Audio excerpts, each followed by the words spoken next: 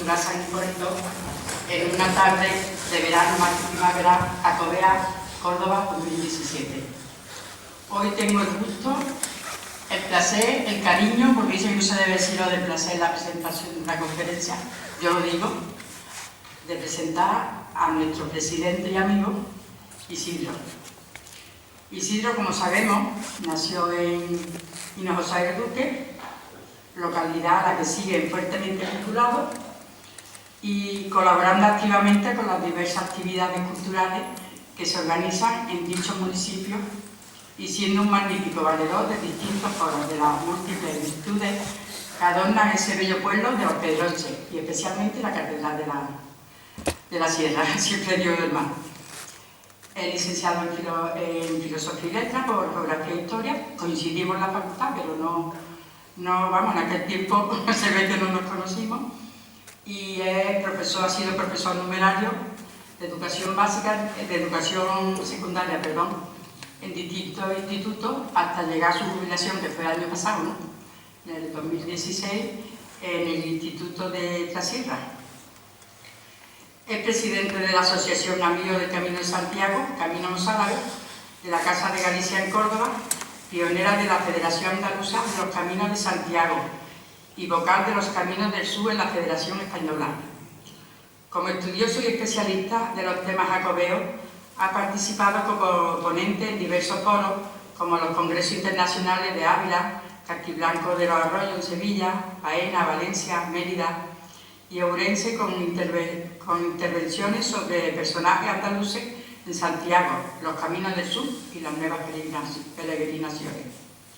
Con la Asociación Compostela Cordobés, fundada en Ginebra en 2009, con el fin de promover actividades que favorezcan el diálogo intercultural, participó activamente en la organización y apoyo de la Marcha Libre Juntos, llevada a cabo por un grupo de peregrinos europeos que bajaron de Santiago a Córdoba. Y como presidente de la Asociación Cordobesa, ha sido uno de los impulsores del proyecto de cooperación interterritorial y transnacional Camino Mozárabe de Santiago, aprobado y financiado por el Ministerio del Medio Ambiente, Rural y Marino, en colaboración con los grupos de desarrollo local de las comarcas con las que este discurre. Igualmente, desde su asociación viene realizando una labor de acercamiento del Camino de Santiago en el mundo universitario cordobés, a través del Aula de la Naturaleza de la UCO, entidad implicada en el estudio y difusión de los valores medioambientales del Camino Mozárabe. Bueno, como es un gran conocedor del Camino Mozárabe, pues esta tarde nos va a deleitar con el título de la conferencia El Camino Mozárabe de Santiago, Sueño y Realidad, que abordará la recuperación y desarrollo actual de esta ruta, que para muchos especialistas del mundo jacobeo es una de las primeras que guiaron a los peregrinos hacia Santiago. Y ya para terminar, lo voy a definir como un peregrino pleno. Y me voy a apoyar en 4, porque peregrina con los pies, o sea, que va andando habitualmente por los distintos caminos. Peregrina con la cabeza, que gracias a sus vastos conocimientos de geografía e historia, con su formación académica y estudios constantes, peregrina con el corazón, que es importantísimo, ya que cada piedra, cada paisaje y cada detalle del camino lo vive en su profundo sentimiento de humanidad y de fraternidad. Y por último, peregrina con el alma, por la conjunción de todo lo anterior le permite advertir, apreciar e impregnarse de la espiritualidad del camino, la espiritualidad que nace de la nobleza, del corazón, la alegría de compartir. Y por eso digo que es amigo, presidente y es un peregrino pleno a la que queremos muchísimo y a lo que te deseo lo mejor dentro de tu futuro. ¿Vale?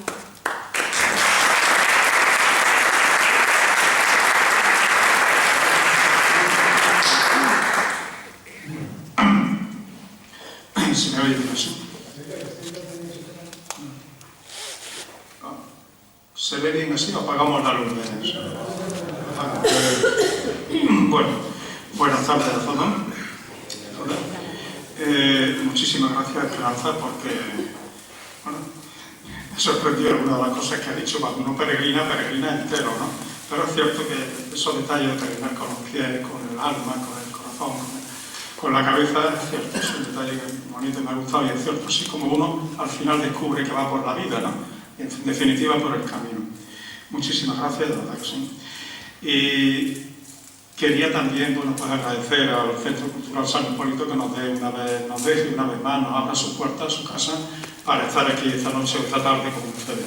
Agradecer su presencia a todos ustedes. Un día en el que hay fútbol, por eso hemos adelantado un poco la charla de hoy, de manera que la gente pueda salir al centro. No digo que prometo que seré breve, porque entonces sería horroroso, terminaría tarde, pero voy a ajustarme lo más posible al tiempo para que podamos salir sin prisa y ir después a ver el partido al que le guste. Bien,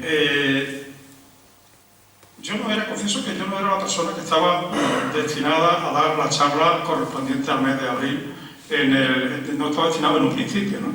Dentro del ciclo Primavera Jacobea, ¿no? Era otra persona, posiblemente mucho más experta que yo, en otro tema diferente también, pero que por circunstancias de salud pues no puede estar aquí. Yo le deseo, bueno, porque se recupere pronto. Era un podólogo famoso de Córdoba que iba a venir a hablarnos sobre el cuidado de la piel. Lo desplazamos para el ciclo de otoño, que seguramente podrá venir ya, esperemos. Entonces, como uno hace un poco como nuestro amigo Fernando Santos, al que ve aquí delante, nos tienen un poco a los dos como comodines, un poco de toda esta historia, ¿no? Cuando falla algo, pues siempre echan mano a nosotros. Y pues uno habla de lo que sabe y habla de lo que vive, que es el Camino de Santiago. Entonces, yo quería, bueno, en un momento en el que hasta el Corte Inglés, de acuerdo con la Catedral de Santiago, parece que va a poder ya dar credenciales a los peregrinos, o dar información y todo esto, la cosa se está desbordando hasta ese punto. Eso parece que se oye y es cierto, ¿no? Parece que va a ser cierto. Entonces, no viene mal hacer un alto en el camino, una parada. Recoge esa metáfora del camino una vez más. Hacer una parada en el camino para resituarse, recolocarse y ver un poco de dónde venimos, quiénes nos han precedido, de dónde venimos, dónde estamos y hacia dónde nos proyectamos, hacia dónde queremos ir.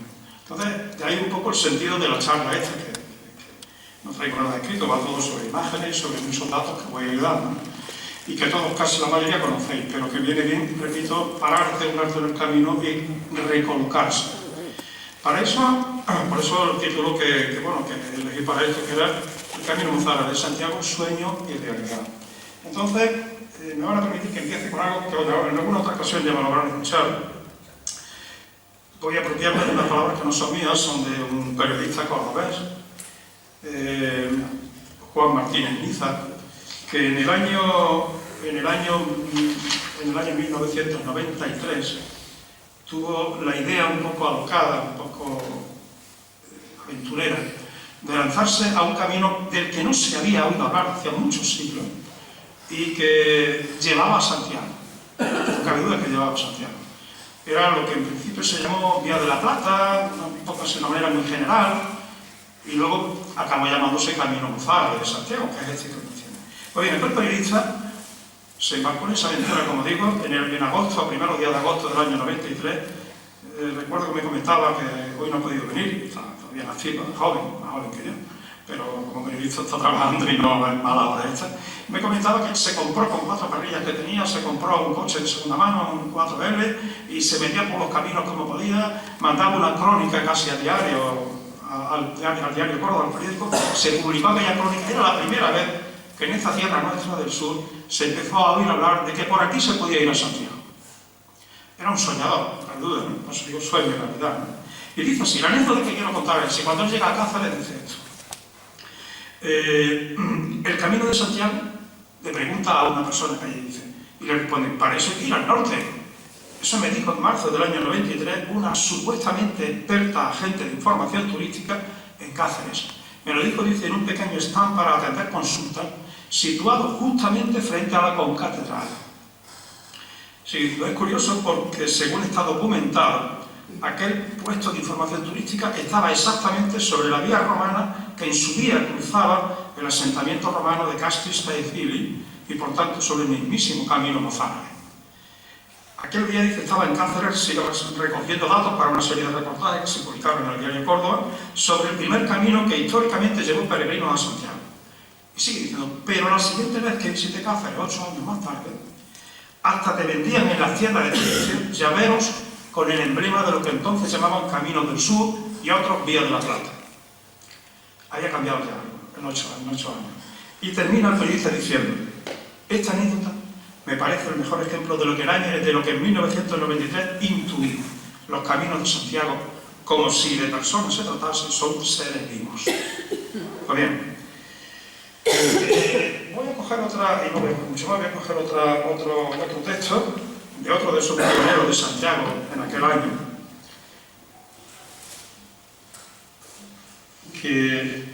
y dice así, se trata de un jesuita ya mayor, luego hablaré un poquito más de él, el Menegildo de la Carpa, que hizo una peregrinación, el primero que la hace a pie completa, desde Granada a Santiago. Recoge todas sus vivencias en un libro, que se publica luego, y dice así, fíjense cómo estaban los caminos entonces. Dice así, el despertador está hablando del día 6 de agosto del año 94, un año después de Niza.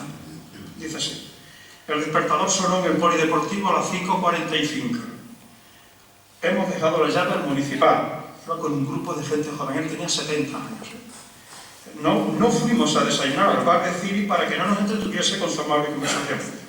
Nos hemos montado en el coche de apoyo para buscar un bar donde desayunar y no había dónde, por lo que hemos recorrido muchos kilómetros. Nos sentíamos humillados de tantos kilómetros en el coche y por fin, cuando la humillación llegó a ciertos niveles de intolerancia, nos decidimos a bajar y nos echamos al monte buscando caminos alternativos. Dice, los caminos tradicionales han desaparecido y es un auténtico problema orientarse. Por ello, al final, ha ponido el coche y la carretera.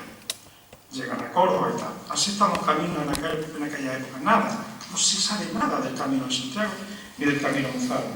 Al día siguiente, unos días más tarde, cuando ya está cerca de saliendo de Córdoba, dice así, nos aprovisionamos de víveres y llenamos con las cantimploras. Buscamos después a Antonio Seanes, el alcalde pedáneo de un sitio y tal, pero no tiene el sello a mano y preferimos informarnos sobre caminos alternativos a la carretera, porque estaban ya hartos de carretera. Nos dicen que hay vías pecuarias paralelas, unas veces a la derecha y otras a la izquierda. Son 12 kilómetros. Así están los caminos en el año 93, 94. Ni siquiera, ya no digo el camino de Camino González, cualquier camino. Una auténtica despropósito, ¿no? Bien, Martínez Niza termina de hacer aquel primer periplo y nada más llegar en el año 93, a finales, él funda una primera asociación en Córdoba. Voy a hablar en general de los caminos González, pero me referiré a Córdoba, que es un poco el germen de todo esto casi. Funda la primera asociación en la que está otro compañero suyo periodista, muy joven, igual que él, que es José Julio Pita Barrado. Todos lo conocéis porque fue el periodista que falleció tristemente en la guerra de Irak, ¿no?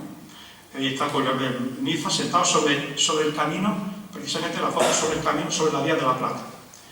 Funda esa primera asociación, como digo, son pocos miembros, son 3 nada más, ellos 2 y otra persona más.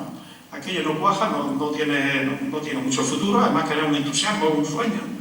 Y 2 años más tarde, en el 95, la Casa de Galicia retoma el tema y ya se refunda la asociación mucho más en serio, como ahora veremos. Por eso tenemos entonces lo que llamamos los soñadores del camino. Son estos 3 personajes en aquel momento, estas 3 personas. Por una parte, Juan Martínez Niza en el año 93. Como ya he dicho, realiza el camino por su cuenta de riesgo, en plan de aventura, y el primero que descubre un poco y empieza a hablar de que por ahí se puede ir a Santiago. Y que por allí fueron en su día los primeros peregrinos de fuera de Santiago. Los primeros extranjeros que llegan a Santiago, teniendo en cuenta que del Duero hacia abajo era territorio extranjero, era Al-Ándalus, era un estado diferente. Los primeros van a ser los cristianos que viven en ese estado, que atraviesan desde el Duero y van a Santiago. Son los primeros extranjeros. Sin embargo, después todo eso se anula, entre comillas, por la gran expansión del camino francés, que es un camino de peregrinación, exclusivamente de peregrinación. Este es Martínez Niza. En el año siguiente está el Menegildo de la Carpa, con 70 años, se echa la bota, jesuita. Hace el año 2011, esta foto de aquella época, estuvo aquí dando una charla en este mismo sitio. Es un sabio, todavía vive, está ya muy mayor, tiene 93, 94 años, y un auténtico sabio. él se decide siguiendo los caminos de las rutas de Alí, caminos históricos, caminos medievales de la época, siguiendo, intentando buscarlo, descubre ese camino, que ya anteriormente había intentado pergeñar Juan Niza. Se pone de acuerdo con Juan Martínez Niza, lo menciona en el libro, para que le oriente, que le diga por dónde tiró él, por dónde no fue, cuáles son los mejores caminos. Y finalmente, en el año 95, la Casa de Galicia, repito, de Córdoba, pues somos asociación de la Casa de Galicia, retoma el tema, llama a Martínez Niza y le encomienda a Vicente Mora Benavente, notable cordobés, muy conocido en Córdoba, también fallecido ya, falleció joven, le encarga la tarea de que reorganice, de que cree una asociación del Camino de Santiago. Estamos en los años 90, principios de los años 90, y es la época en la que en toda la península y en toda Europa está empezando a resurgir el Camino de Santiago. Y el Camino Mozárabe, uno de ellos, con la Vía de la Plata. Son los años de la peregrinación, donde van a empezar las peregrinaciones no masivas. Al principio, en el año 93, 94, creo que llegaron 1.500 peregrinos, un poco más de 1.000 peregrinos a Santiago, no llegaron más. Y ahora, el año pasado, llegaron casi 300.000. Eso ha ido de una manera exponencial, ¿no? Pues Vicente Mora se encarga de esto, crea la asociación, Niza se incorpora a la asociación y ahí está. Por eso podemos decir que nuestra asociación, la de Córdoba, tiene dos fechas de nacimiento. Una en 93, que es un poco el germen, y luego en 95, que es cuando realmente cuaja como ahora mismo la conocemos. Bien. Y también por aquella época ya empiezan a animarse, empiezan las asociaciones en otras provincias andaluzas y hay un primer intento de crear una federación ya andaluza, curiosamente, se empieza a hablar ya de federación. Ahora existe una federación ya más seria, más cuajada, muy organizada actualmente. Pero en aquel momento es un intento que se hace. Se reúnen en la laguna de Fuentepiedra en el año 2002, una serie de presidentes de asociaciones, algunos de ellos están aquí presentes, con Fernando, y bueno, y empiezan a tratar un poco de coordinarse. Eso va a ser importantísimo. Ahí tenemos a Fernando Navarro, presidente de la Asociación de Córdoba entonces, en el 2001 había muerto Vicente Mora, y pues, la presidenta de la Asociación de Sevilla, el presidente de la Asociación de Málaga y el presidente de la Asociación de Granada. ¿De acuerdo? Pasa el tiempo y con el tiempo, poco a poco, la primera idea de aquellos soñadores va cuajando, se va formando. Hasta que ahora mismo en la actualidad, fijaros las asociaciones que hay ahora mismo en Andalucía. Entonces, estas son asociaciones de amigos del Camino de Santiago. Todas son asociaciones del Camino Mozárabe, teniendo en cuenta que la Vía de la Plata también se considera Camino Mozárabe, pero para distinguir un poco lo que es la Vía de la Plata como entidad específica que tiene muchísimo peso en el resto de asociaciones andaluzas, la Vía de la Plata llamamos siempre Vía de la Plata y el resto Camino Mozárabe, ¿no? Pero todo forma un conjunto, porque todos los caminos mozárabes desembocan en la Vía de la Plata, en Mérida. ¿De acuerdo? Y ahí se unen y siguen hacia arriba, hablaremos luego en el mapa, hasta entrar en Orense, en Galicia, que es el Camino Mozárabe, también llamado San Abreu, ¿no? Pues fíjense las asociaciones que surgen. En el 92 surge Granada, a finales del 92, muy pocos días después surge Sevilla, el año que se fundan. Después surge Córdoba en el 93, como he dicho, con Juan Niza, y luego en el 95 ya de manera más cuajada, con Rey González. En el 96 surge Málaga, hay un parón ahí, y en el 2003, de nuevo en los años 2000, al comienzo vuelven a surgir Jaén, en el 2006 aparece Cádiz, en el 2009 Granada, otra asociación en Granada, en el 2012 una en Almería, y en el 2014 otra en Almería, dos en Almería y dos en Granada. ¿De acuerdo? Y este es el símbolo que hay en el centro, es el símbolo que recoge a partir del año 2010 el símbolo general de todo el Camino Mozárabe de Santiago. Como veréis, los que estáis acostumbrados a caminar por aquí por estos caminos, veréis que en muchos sitios aparece una especie de marmolito, de marmolillo grande, un monolito más grande, donde aparece este símbolo. Este es el símbolo específico del Camino Mozárabe de Santiago, el que estamos llamando. Bien. Más de una vez se habrán preguntado ustedes, bueno, ¿cuántos caminos son los que integran estos caminos mozárabes? ¿Qué es camino mozárabe? ¿Caminos mozárabes en plural? ¿Camino mozárabe de Santiago? ¿Camino mozárabe de Santiago? ¿Cuántos caminos hay realmente? ¿De dónde salen? ¿Dónde llegan? ¿Dónde se unen? ¿Cuántos kilómetros hay entre uno y otro? ¿Cuánta gente pasa aproximadamente? ¿Cuántos llegan a Santiago? Todas esas son preguntas que intentaremos resolver ahora para ir a la realidad. Poco a poco nos vamos alejando de aquel sueño que tuvieron aquellos primeros soñadores y hoy acercándonos a la realidad. Tenemos el camino tal y como está ahora mismo trazado. Fíjense que hay 34 itinerarios. Bueno, este es el total de los caminos peninsulares de Santiago, todo el total de los que hay en la península. En negrita más fuerte está marcado el camino mozárabe. Aquí en los costales de Almería, porque cuando yo hice este mapa todavía estaba trazándose. Hoy día está ya perfectamente trazado y terminado. Algunos de nosotros lo hemos hecho. Bueno, pues hay 34 itinerarios con un total de 13.800 caminos en toda la península, pero es que de caminos mozárabes, incluyendo la Vía de la Plata, sería desde aquí, desde Sevilla, saldría hacia arriba, y desde Cádiz, la Vía Augusta, no sé si lo ven con el puntero, se unen aquí en Mérida. En total, los caminos mozárabes más la Vía de la Plata hay 1.117 kilómetros marcados flecha a flecha, monolito a monolito. En el año 92, en el año 93, cuando fue Niza, en el 95, 94, cuando estáis muchos aquí, fundados los primeros pioneros de la asociación, yo creo que a nadie se le ocurría pensar que esto iba a tener esa explosión de caminos que hay ahora mismo, ¿no? Y todos esos kilómetros. La Federación Española, existe una federación que se crea por esa fecha, se crea un poco antes que se crea la Asociación de Córdoba, es la Federación Española de Asociaciones de Caminos de Santiago, que es, digamos, el ente coordinador y el que controla y el que conduce realmente toda la labor de las asociaciones. Y es nuestro hilo conductor por las instituciones a más alto nivel, tanto la Catedral de Santiago como el Consejo de Europa en su momento, como todo esto, ¿no? Por supuesto, todas estas asociaciones están federadas en la Federación Española. Córdoba fue una de las primeras que se federó, y el mismo año que se federó, el presidente de aquel momento, Vicente Mora, fue nombrado vocal del Sur. Hoy día volvemos a ser Córdoba el vocal del Sur y me toca a mí ejercer esa función como presidente, puede ser cualquier otro, ¿no? Bien. Y, repito, hay una época, un momento clave, aquí nos vamos aproximando ya más a la actualidad, el periodo 2010-2013. En ese momento surge una idea, en principio, de una asociación, en este caso la de Córdoba, con un par de grupos de desarrollo rural, desarrollo local, el de Baena, uno que está en Baena, que es Adegua, y otro de Badajoz, que es el CEDER, La Serena. Ellos dos, esos dos grupos de desarrollo rural, los grupos de desarrollo lo que hacen es trabajar en las comarcas, zonas rurales, para el desarrollo, promover el desarrollo económico, turístico, cultural, etcétera, de las comarcas. Y vieron una posibilidad interesante en el Camino de Santiago, el Camino mozárabe, porque vieron que el camino pasaba por esas comarcas, por sus comarcas, ¿no?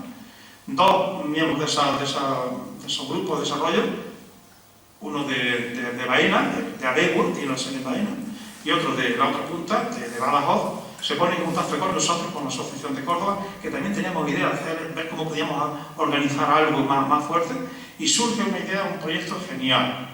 Ese proyecto se llama Proyecto de Cooperación Interterritorial Camino Mozárabe de Santiago. Se presenta el proyecto, nos ponemos en contacto con todas las comarcas, las 14 comarcas por las que entonces discurría todo el Camino de Santiago, todo eso itinerario que hemos visto, hasta Mérida. Están de acuerdo esas comarcas en seguir adelante en el proyecto, se hace un proyecto, se presenta al Ministerio, entonces el Ministerio de Medio Ambiente, Rural y Marino, y se dota para llevarlo a cabo con 500.000 euros para 3 años. Hay mucho dinero, pero 14 comarcas, 5 asociaciones, más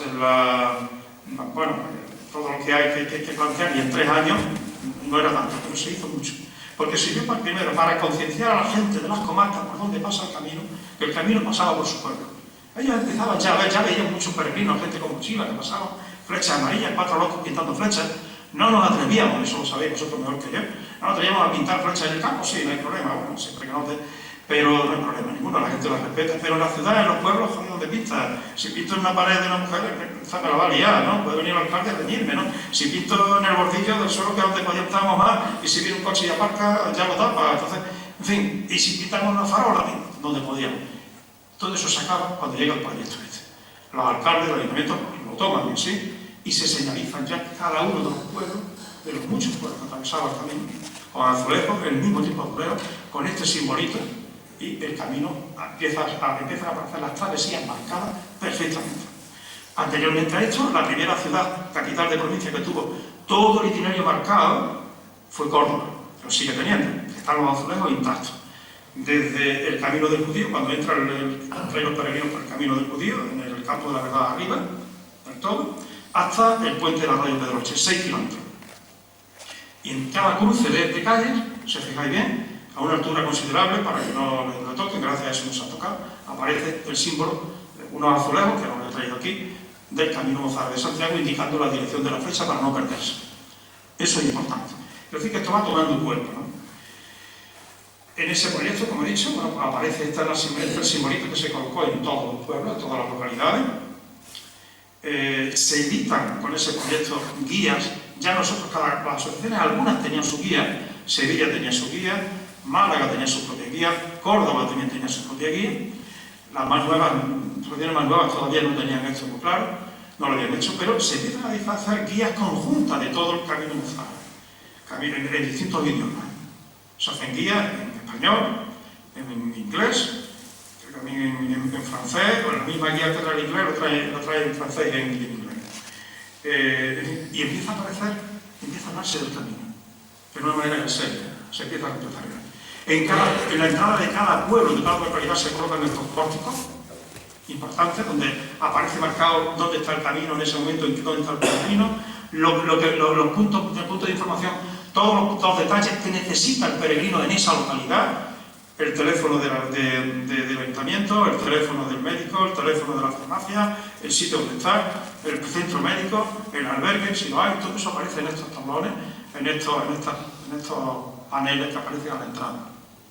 Por cierto, que se hicieron en algunos casos, lo pusieron de tal manera que orientaba hacia el sur completamente, y en muchos casos, como el que hay a la entrada del Limuriano, los que miráis mucho lo habréis visto, está completamente quemado por el sol. Habrá que reponerlo y no tenemos duro, bueno, ya veremos cómo se pone, ¿no? Se pone punto de información en todas las localidades. Empezamos a ir a Fitur, el Camino Mozárabe empieza a estar en Fitur, la primera, sobre todo porque estamos hablando de Córdoba, un poco de inmodestia aparte de Córdoba, pero bueno, los cordobeses estamos aquí. Quiero decir que, bueno, que la primera asociación que fue llevando el Camino Mozárabe de Córdoba a Fitur fue Córdoba, con la Diputación y con el Ayuntamiento, cuando estaba entonces de alcalde, que nos apoyó mucho, fue gracias a él se marcaron los azulejos, un alcalde recientemente fallecido, muy amigo mío, personal en este caso, entonces no lo conocía, pero después fuimos muy grandes amigos, que era Andrés Ocaña. Y se colocó, estuvimos en Fitur con él, Fernando Navarro, asistió como vicepresidente, Rafael Garrido, algunos de los que estamos aquí, y en 3 ocasiones se ha estado en Fitur. Después todas las demás asociaciones habían pasado por Fitur. Se empiezan a crear albergues, empiezan a aparecer albergues, ahora veremos cuántos hay, que tenéis uno, está precisamente en la zona norte, en el Oso del Duque. No es porque sea mi pueblo, sino porque es que le hice la foto hace poco porque lo te llama a mano. No quiero que conozcamos. Y aparecen estos monolitos más grandes, estos de granito, con el símbolo del Camino Mozárabe. De estos se hicieron pocos, costaban muy caros, y se pusieron cada uno solamente a la entrada de cada comarca y a la entrada de la localidad, nada más. En la comarca y en la localidad. El resto sigue marchándose, pintándose de flecha amarilla o monolitos más pequeños de granito, más pequeños. Y ya nos acercamos a la realidad. Hemos visto un poco cómo partíamos de aquellos soñadores que empiezan a soñar con un camino que no, algunos de ellos están aquí sentados, más gracias porque los veo aquí, muy pendientes, mirando arriba, pero esto se desarrolla de una manera exagerada. Y la realidad. Hoy día el Camino Mozárabe es un camino vivo. Si sumamos los socios que hay en todas las asociaciones andaluzas, solo las asociaciones, tenemos más de 700 asociados. Hay ahora mismo, yo le he tomado este dato de la última revista Peregrino, que los socios la recibí continuamente, la de diciembre del año pasado, la penúltima, donde aparece la relación de todo el año y viene el número de socios de cada asociación controlada. 741. Si alguien tiene curiosidad por saber cuánto estamos en Córdoba, creo que Gabriel es 160, ¿no, Gabriel? 160. Bien. Si sumamos el número de participantes anuales en actividades de la asociación, actividades en torno al Camino de Santiago en Andalucía, como por ejemplo esta actividad de hoy, ¿no? Si se suman las actividades en las que participa gente, en el año 2016 participaron más de 8.000 personas en actividades del camino. No son gente que vayan al camino, no. Actividades del camino, como las que hacemos cualquier asociación como la nuestra. Salidas anuales o mensuales, conferencias de este tipo, teatro, charlas, lo que sea. Más de 8.000 personas. Son muchas. Ahora mismo ya hay editadas 7 guías diferentes de distintas asociaciones. El propio proyecto de Camino Mozárabe hizo su propia guía general, la guía, no los folletos, sino la guía, que es muy buena, donde está recogido todo. Se editó la guía en español y en inglés. Y es que con eso. Como he dicho antes, hay 1.117 kilómetros señalados en Andalucía. Y una cosa importantísima, se ha puesto en marcha ya una importantísima red de albergues y casas de acogida. ¿Qué diferencia entre un albergue y una casa de acogida? Lo digo porque no son peregrinos o no habéis utilizado este tipo de alojamiento. El albergue es un sitio más institucional, digamos, donde tú tienes, normalmente suele estar al amparo de alguna institución, como son un ayuntamiento, suelen ser municipales, aquí casi todos los que son municipales. Luego los hay también que son privados también, que alguna persona particular tiene su albergue con muchas camas, y ese establecimiento solamente recoge peregrinos y allí no vive nadie, están solamente los peregrinos y el hospitalero, que es el que vive. Estos pueden ser privados, particulares, o pueden ser públicos, que los gestiona una asociación, como digo, aunque el dueño sea un ayuntamiento, pero lo gestiona una asociación, o lo gestiona la propia federación. Para gestionar la federación tiene una red, tiene un complejo grande de personas que trabajan continuamente en tandas de 15 días atendiendo a los peregrinos en esos albergues de manera gratuita totalmente, se conoce como hospitaleros voluntarios. Y aquí estoy viendo varios de ellos. Uno de ellos acaba de llegar hace unos días de un sitio de estar 15 días atendiendo peregrinos. En fin, aquí en el sur empieza a haber ya una red de albergues importante. Las casas de acogida, ¿qué son? Las casas de acogida son personas particulares que viven en su casa, viven allí y tienen una habitación o dos que la dedican pues, a acoger a personas que pasan por el camino y que le dan la voluntad o lo que darle normalmente de la voluntad de donativo y acogen a peregrinos, ¿vale? Se están estableciendo, ya se establecieron también y siguen en marcha acuerdos de colaboración con establecimientos hosteleros, no solamente albergues y casas de acogida, sino puntos de hostales, pensiones, hoteles, que están en el camino y que nos buscan, nos llaman, oye, mira, que nos interesa que viene el peregrino y tal, ¿cómo lo atendemos mejor? De alguna manera hace también una función supletoria en aquellos sitios donde no hay albergue, y a veces complementaria, porque el albergue en algunas ocasiones se llena, son albergues pequeñitos, como ocurrió hace unos días, por ejemplo, en Alcaracejo, un albergue de 6 camas, municipal, donativo, gratuito, se llena, es que pasó de pronto llegan 7 peregrinos, 7 durmieron allí. Pero es que no había 7 después, resulta que había más de 7, había 10, porque había 3 durmiendo en un hostal. Estamos hablando ahora del principio de Semana Santa. Y bueno, pues se van a los hoteles, o sea, donde sea, y con un precio un poquito más reducido, más cómodo para los peregrinos.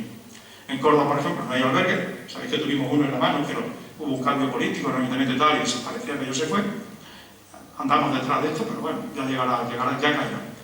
Y sin embargo hay algunos establecimientos hosteleros, hostales, regularmente el hostal Alcázar, sin más porque está justo frente al Alcázar, a la entrada de San Basilio, que acoge a peregrinos a un precio increíble, vamos, entre 12 y 15 euros y 16 euros por noche. Hay albergue de pago, uno sabe que incluso cuesta 10 12 euros o quizá más, ¿no? En fin, esto va a pujar, ¿no? Y no digamos ya la visita a las páginas web de cada una de las asociaciones de la Federación Andaluza, que son muchísimas, miles de visitas. Y en cuanto a las visitas, por ejemplo, tengo que deciros que eso que lo lleva bien en el caso nuestro es Paco León, que está allá al fondo con la cámara, pero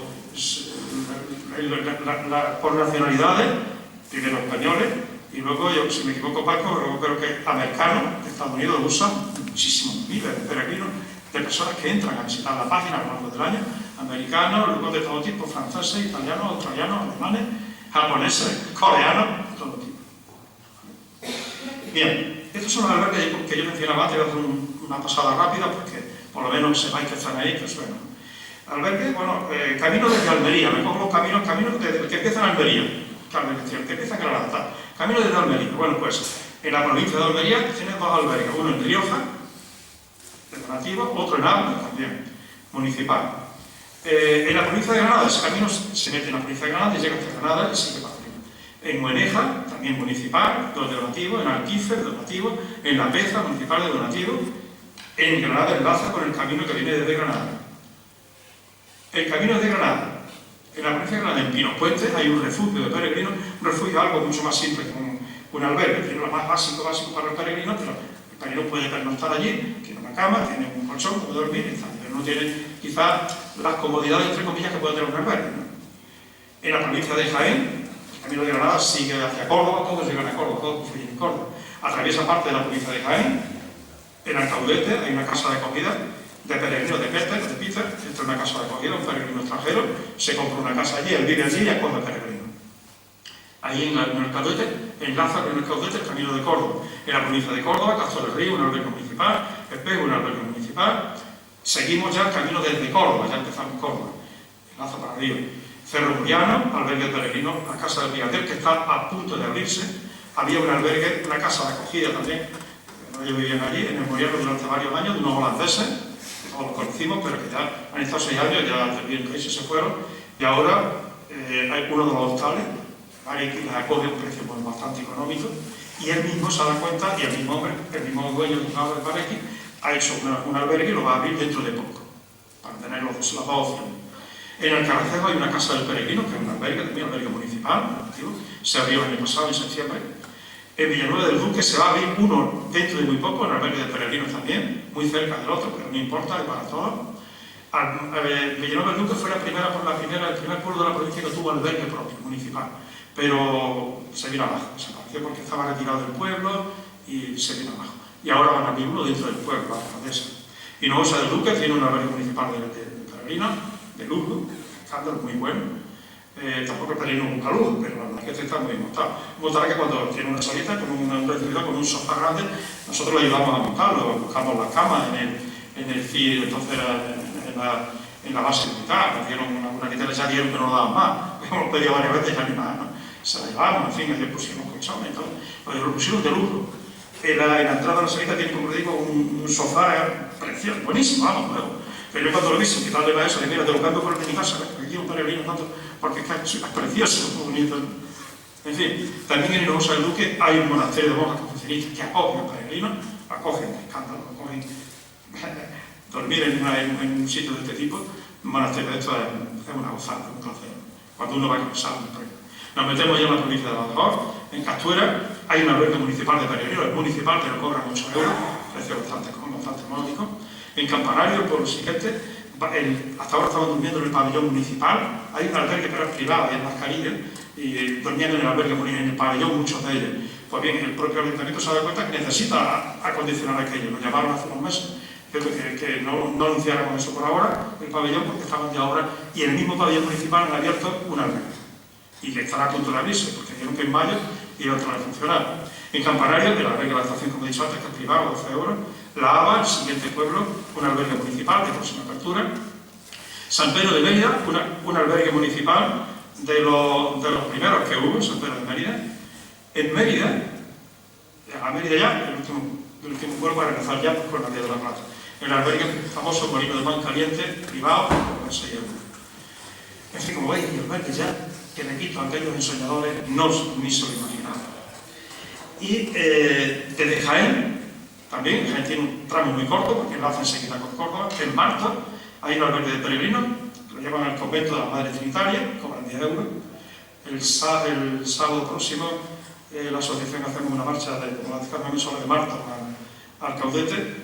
Si tenéis tiempo, yo no voy a poder ir, pasáis por ahí por lo menos, recordad que ahí está, enlace con Córdoba. Desde Málaga, lo mismo, Almodía, albergue donativo, Villanueva la Concepción, donativo, Antequera, donativo, Villanueva la Guerra, donativo, Cuevas Bajas, donativo, en Baena, enlace con Córdoba. ¿Vale? Así todo. Total de albergue, ahora mismo, 26 albergues. El peregrino puede ir perfectamente al camino porque se va a encontrar sitios donde alojarse, específicos para peregrinos. Yo digo siempre que los albergues son fundamentales. Poniendo una metáfora, un símil un poco con el cuerpo humano, yo digo siempre que, bueno, que en el camino las arterias es el trazado, el camino físico, el camino que tú pisas son las arterias. Pero el corazón, el que bombea peregrinos y atrae peregrinos, son los albergues. Si hay buenas arterias y buenos albergues, la gente acude al camino. La gente va a peregrinar por esos caminos. Para la que es un camino de peregrinación. Se utiliza para todo lo que sea necesario, evidentemente. Pero en esencia es que es un camino de peregrinación. ¿Vale? Además hay otros lugares conveniados, como he dicho antes, con las asociaciones, establecimientos hosteleros, instalaciones deportivas, municipales, casas particulares, total 83. Bien. Y el trazado por provincia, que es un poquito más rápido. Hay un total, lo que es el Mozárabe, sin contar ahora la Vía de la Plata desde Sevilla ni el camino del Caniso está aquí abajo contado, ¿no? El Mozárabe, por la provincia de Almería transcurren 93 kilómetros, todos están perfectamente señalizados. por la Granada 151, por Jaén 90, por Málaga 89, por la provincia de Córdoba 244 y por la vía Augusta entre Cádiz y Sevilla Ciudad, la vía Augusta desde Cádiz hasta Sevilla Ciudad 175, este será uno de los recorridos, un trocito, un tramo pequeñito que haremos en mayo, el Camino del Sur en Huelva 187 y la vía de la Plaza de Sevilla 80, eso total 1117 kilómetros de caminos marcados. Y en el año 2015, son los datos que tengo más recientes, los de 2016 no podemos seguirlo, los peregrinos andaluces en número, ¿cuántos van? ¿Cuántos están en Santiago? ¿Cuántos llegan? Pues bien, Andalucía en el año 2015 fue la segunda comunidad autónoma en número de peregrinos que llegaron a Santiago detrás de Madrid. 22.900, también es verdad que es una comunidad muy grande, que tiene muchos caminos. Ojo, estos 22.900 no fueron todos por los caminos mozárabes, hicieron cualquier camino, llegaron a Santiago, ¿está claro? Cuando sabéis que cuando llegan a Santiago te piden para los datos que te piden para la compostera de dónde ha salido usted o de dónde, no sé, de dónde. Pero por el camino mozárabe, por los caminos mozárabes y la vía de la Plata llegaron 8.500, 8.490. Hay que sumar los que vienen por los caminos mozárabes y los que salen por Sevilla. Un número ya considerable. A esos datos hay que sumar un número importante, pero que es difícil de cuantificar, cuyo objetivo no finaliza en Santiago, sino en Mérida. Porque ya te han hecho desde Sevilla, hacia arriba, quieren terminar, completan hasta Mérida. Muchos se quedan en Mérida. Y otros que llegan a Santiago y que no pasan por la oficina del peregrino, porque no quieren recoger la credencial, porque no hay la compostera, bueno, por lo que sea, por el mismo motivo. Estos datos no son datos ficticios, son datos reales. Y son los datos que aportamos la Asociación de Córdoba y la Federación Andaluza, en ese caso la Asociación de Córdoba hizo de portavoz de toda Andalucía, en el Parlamento de Andalucía, en la Comisión de Turismo, cuando comparecimos, se nos pidió comparecer para elaborar la futura ley de senderos andaluces. Bien, pero un camino además reconocido, un camino que tiene un reconocimiento muy fuerte, fuera de Andalucía. Por ejemplo, por la Xunta de Galicia, el premio Elías Baliña es el premio más importante que da la Xunta de Galicia. A cualquier institución, cualquier tipo, que se haya destacado en ese año concreto por impulsar los valores y defender el camino de Santiago. Pues el premio Elías Baliña lo tiene la asociación uno de las asociaciones que lo tiene es la Asociación de Sevilla, la Vía de la Plata, se le dio la Vía de la Plata, una institución andaluza. Pero que en la Ley de Patrimonio de Galicia, la Ley de Patrimonio, el Camino de Santiago en Galicia se considera patrimonio cultural, aparece el camino, esta ley se redactó en el año pasado, en el 2016, y aparece por primera vez el camino mozárabe con ese nombre como ruta principal, una de las rutas principales del Camino de Santiago. Lo que no podemos dejar, ya vamos a dejarnos de hablar de caminos a Santiago, camino mozárabe a Santiago, camino mozárabe de Santiago, ¿lo ves? Está reconocido así. Bien, y dice así esa ley, dice, las rutas principales del Camino de Santiago son el camino francés, el camino del norte, también se llama ruta de la costa, ruta del interior, o conocido como camino primitivo, camino de Oviedo. Todos esos nombres son el mismo camino. Norte. Camino inglés, que hiciste el año pasado con la asociación. Camino de Fisterra y Musía, que prolonga desde Santiago a Finisterre. Camino portugués, con dos variantes, interior y de la costa. Y la Vía de la Plata o Camino mozárabe, todo conjunto, Camino mozárabe. Y el Camino de Invierno. ¿Está claro? Bien. Pero es que el Ministerio de Fomento, a nivel de ministerio, a nivel nacional, es el que ha homologado los caminos de Santiago. Y elabora un mapa, que podéis ver, como hay internet, no tengo internet aquí, no voy a poder entrar para pasarlo, además me requería mucho. Cualquiera de ustedes puede entrar, escribir en Google Caminos de Santiago IGN, Instituto Geográfico Nacional, y se descarga una aplicación para los móviles donde viene todo. Es impresionante la información que hay. Por capa, puedes pinchar y aparece el punto donde quieres ir, lo que puedes ver, la oficina de información donde está, el albergue si lo hay, todo. ¿Quién manda? ¿Cómo recoge el Ministerio de Fomento esa información para homologarla? A través de la Federación Española. ¿Y la Federación Española quién la forma? Las asociaciones. Luego la labor de la asociación es importantísima. Si nosotros modificáramos cualquier tramo del camino hoy, aunque fuesen 20 metros, pero que digo 20 metros, tendríamos que comunicarlo a través de la Federación al IGN para que con el tras correspondiente se modificase y apareciese. De manera que ningún peregrino que utilice ese mapa pata negra, entre comillas, se despiste, se pierde. ¿De acuerdo? También aparece, antes de todo esto, apareció en el mapa oficial de carretera. En el mapa oficial del Ministerio de Fomento, el mapa del bueno, el auténtico, el Ministerio de Fomento, ahí aparece desde el año 2010 el camino mozárabe marcado, aunque vaya por el campo. en el cruce de carretera. Y habréis visto que todos los cruces del camino con las carreteras nacionales aparecen unas plaquitas que pone cruce, vais por el coche, lo veréis, con el simbolito del peregrino, cruce con la nacional tal no sé cuánto, atención peregrino, algo de esto, siempre indicando que hay peregrinos. Cuidado. Bien. También, además, en la ley de senderos de Andalucía, que se está elaborando ahora, como me he referido antes, la presenta el grupo de Podemos, con el apoyo del Partido Popular y Ciudadanos, y no en contra del PSOE, sino con cierta reticencia del PSOE. Se está aprobando ahora estos días, ya está hecho el borrador, ha pasado ya el dictamen de la comisión, y ahora dentro de poco va a aparecer confiable. Pero el borrador que a nosotros nos pasó el grupo de Podemos, cuando fuimos allí al Parlamento, dice así, el borrador que ellos pusieron, otra cosa luego como saben. Claro que dice, los senderos contemplados en esta ley desarrollan otras funciones sociales, económicas, culturales, como la comunicación entre poblaciones, transporte de sectores, el desplazamiento de ganado, el paso de peregrinos, aparece recogido en esa ley. Y más abajo dice, la clasificación. Igualmente, la selección prevista en esta ley será compatible con las vías verdes, camino natural, camino de Santiago. Eso es importantísimo, porque será la primera comunidad autónoma con una ley específica de senderos, y donde se regule el senderismo. Y donde se regule, y dentro de todo eso, si es el senderismo, está el camino de Santiago, los peregrinos. Pero además el camino reconocido fuera también de España, porque hay una asociación, curiosamente, en Estados Unidos, la American Pilgrims de Camino, que colabora dando dinero a otras asociaciones que lo pidan para mantener los caminos de Santiago. Y están volcadísimos con el camino mozárabe. Yo espero que esté muy volcado, porque nosotros vamos a pedir este año una subvención para poner monolitos de estos. Tenemos puesto ya muchos por muchos sitios, pero tenemos mucho territorio. Y nada, una cantidad considerable de dinero. Ya los de hecho Jaén están a mover, han puesto ya su territorio, que es pequeño, todos los monolitos de granito, han hecho albergues, etc. Pero es que además, la Asociación de Córdoba, en este caso, tenemos firmado un convenio con la Universidad de Córdoba, con la UCU, con la Orden de Universidad. Y con ellos colaboramos, trabajamos, hacemos cosas. Por ejemplo, este monolito está colocado Carlos III. En la avenida, en mitad de la avenida.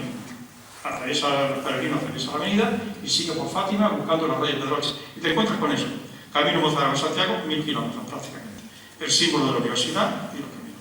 Y estos monolitos son los que se están poniendo con el dinero de los ayuntamientos y con los de los americanos.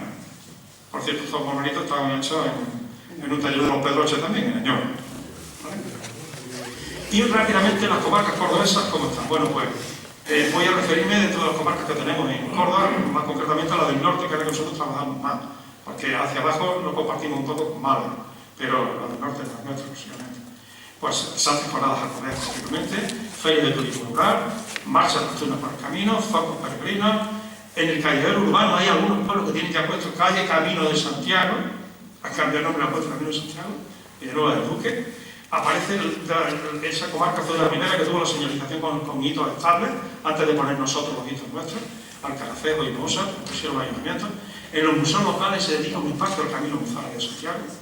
Se hacen exposiciones, conferencias, una marcha de 24 horas que habría ido a hablar todos los años, llevamos por la cuarta marcha con el apoyo nuestro, desde Córdoba a Mosa en 24 horas, continuamente. Fue la primera a finales de marzo este año. Tiene un éxito cada vez mayor, pero es que además las instituciones se implican, los ayuntamientos de los pueblos están implicadísimos, los grupos de desarrollo ni cuento, instituciones o entidades de tipo turístico como Tureventos, los colegios, las parroquias, asociaciones de senderismo. El Sacodeo Galicia se vuelca también con estos ayuntamientos, con nosotros. Hay compromisos hosteleros, los medios locales también están continuamente hablando del camino mozárabe. E incluso hemos tenido que poner unas 2 secciones para poder atender a los peregrinos que vienen de la provincia por credenciales. Podríamos hacer que un peregrino que está a 80 o 90 kilómetros en el norte de la provincia, otro que está en el sur, tuviera que venir a Córdoba por esto. Mandarla por correo se hace, pero no nos gusta. Entonces hemos creado una sección en Baena, donde serán credenciales únicas a la semana, y sobre todo que también funciona la de Hinojosa. La del norte, los coches que están en Hinojosa, salió de ellos. Digo, oye, ¿por qué no nos permitís? Se hicieron socios, son de la directiva y como si estuviéramos nosotros ahí. Y son además los que atienden en la calle. Cuando llega el peregrino, si hay un problema, lo atienden. Todo esto, repito, hay una señalización excepcional, hay albergues, como he dicho, por todas partes, casas de acogida, en fin, todo esto tiene su reflejo, lógicamente. Pero queda mucho por hacer, y ya con esto termino. Nosotros, en nuestro territorio concretamente, pues falta un refugio o un albergue en condiciones en el puerto de Calatrava. Una de las etapas más grandes, más duras que hay, es llegar desde Villalta hasta el Caracero. Son 36 kilómetros. O bueno, ahí a poner 28 por sombrero. Siempre, ahí ya ponemos algunos más porque te animamos, pero bueno, cuando llegue el ya terminamos, pero en este caso pesa. Y en mitad justo está el Calataveño, el puerto de Calataveño, que es una subida dura, pero la gente lo hace del tirón. Y si no, pues se busca la vida, bueno, nos llama, oye, pues mira, se juntan 2 o 3, 4, cogen un taxi, desde el Caracero lo recoge a un precio muy barato, los lleva a dormir a la alberca, al día siguiente por la mañana lo vuelve a hacer en Calataveño, les coge barato, vuelven a dormir al Caracero y sigue su camino. La gente se busca la vida, pero hace falta un sitio en condiciones donde lo fuera a ver. Hace falta fuentes en el camino. Y recientemente se inauguró una fuente, la fuente de San Juan, que se llama el Calataveño, que surge de una iniciativa particular, los dueños de una finca, muy mayores ya, muy agradable, muy buena gente. Tenían un hijo que falleció hace unos años, joven, en un accidente de tráfico, y les pedía a los peregrinos pasar por ahí, los miraban el sol a 12 calor, un día de esto como hoy, pedían agua continuamente. Entonces decidieron, oye, nos llamaron, oye, ¿podemos poner una fuente? ¿Cómo que se podéis poner? Ahora mismo la ayudamos. Pusieron una fuente, que es esta fuente que hay aquí, se llama Fuente de San Juan, en honor a la memoria de su hijo, Juan Serrano. Fuimos a inaugurar la aldea, ¿verdad? Y fuimos todas las asociaciones allí. Pues esta fuente es una bendición para el peregrino, realmente una bendición. Pero hacen falta muchas más fuentes de este tipo. ¿Quién puede ponerlas? Los ayuntamientos, los particulares, pero también está el ayuntamiento. Hace falta proteger el patrimonio en algunos casos concretos. En el caso concreto tenemos aquí en Córdoba 2 casos que son sangrantes. Este puente es el puente romano de Fontalba. Está en el arroyo Fontalba, a muy pocos metros, poco más de 1 kilómetro de Ategua, del yacimiento de Ategua, cerca de Santa Cruz, entre Santa Cruz y Castro. Este puente estaba totalmente colmatado, el camino pasa por aquí, justo al lado, por aquí, hacia allá. Pero lo veíamos que estaba colmatado, porque el arroyo se seca, se va llenando de lodo, de barro y tal. Algún día tendrás que limpiarlo. Entonces, en algún momento se nos ocurrió llegar con una pala, razón, limpiarlo nosotros, pero pensamos que no, porque podíamos complicarnos la vida. Pero es que eso fue en el año 2012, pero es que cuando hicimos el año pasado, octubre, la salida por allí, este era el puente. No se dice. Entre caña, zarza, está desapareciendo. Puente romano, que conducía a Tegua. Y lo mismo pasa con el puente romano del arroyo de Linares, que menos mal que está a unos metros del camino, y como no lo sepas, no te paras, pero como lo sepas, la gente se mete, menos mal, se mantiene, y cruza por aquí arriba de pie, pasando, muchas cosas. Lo que no ha destruido la naturaleza en 2000 años, lo vamos a cargar nosotros en 4 o 5. ¿no? Esto es importante que lo sepa la autoridad. Nosotros lo hablamos, lo comentamos, escribimos cartas en algún momento. Ellos son los que pueden hacerlo. ¿De acuerdo? Hacen falta vados para atravesar algunos de los arroyos. Está el río Zújar, importante, duro. Coge agua en un río. Uno de los afluentes más importantes del Guadiana. Hay un peregrino pasando descalzo. Sí, muy bonito, muy romántico y tal, pero ¿vale? Tengo que decir que para este río, concretamente cuando hay temporada de agua, de lluvia, como a unos 500 metros antes, hay una carretera, la cruzamos, tenemos puesto ahí 2 carteles que ponen en inglés y en español. En caso de lluvia, sigue la carretera. La flecha de la carretera, que es por donde tiran los ciclistas. Entonces no hay problema porque sigue la carretera. Pero en otros casos, como por ejemplo alguien se le conoce aquí, este de aquí, por ejemplo, pues, atravesando algunos arroyillos de estos que bueno, que cuesta trabajo, que no cuesta trabajo ninguno poner unos pasos de estos romanos que hay, lo llaman, para atravesar. Pero lo tiene que hacer quien debe hacerlo, no nosotros. Hacen falta áreas de sombra y descanso importantísimas. En el camino del norte, el camino francés, las hay áreas de estas que son importantes. Siempre te echáis en mitad del camino, en mitad del campo, un banco para sentarte y descansar un poco, una fuente, si una fuente ya sería el paraíso, ¿no? Pero, en fin, un observatorio del peregrino, que nosotros no podemos saber, hasta ahora no sabemos el número exacto del peregrino que pasa. Lo tenemos más o menos calculado, pero siempre decimos, estamos tirando muy alto, después nos demuestran que son más de lo que creemos, pero hace falta un observatorio. Mayor presencia, mayor implicación de las instituciones, las diputaciones, ahí se me ha ido un acento, las diputaciones. A de Córdoba lo digo, se está mismo. Hubo unos años que estaba fantástico, ahora está mismo, se lo ha ido de Córdoba. Bueno, el camino sí, me explico. Y nosotros lo hemos escrito varias cartas, y algunas veces reclamando un dinero que nos debe desde hace mucho tiempo. Nada. El camino sigue, repito. Bueno, pues hemos terminado, hemos hecho un poco un recuento de cómo era el camino en su origen para situarlo. Como decía al principio, es bueno que hagamos un alto, como cuando estamos caminando, miremos hacia atrás un poco, sepamos dónde estamos en el presente y a raíz de ahí nos proyectemos al futuro. Y sobre todo, tener en cuenta algo con lo que siempre terminamos, de hecho lo termino yo siempre. Esto lo dijo un peregrino amigo nuestro. Peregrinar no hace una carga de obstáculos, ni los 40 kilómetros vaya, ni una barbaridad. Es poner las piernas al servicio de la cabeza para engrandecer el corazón. Nada más. Muchísimas gracias.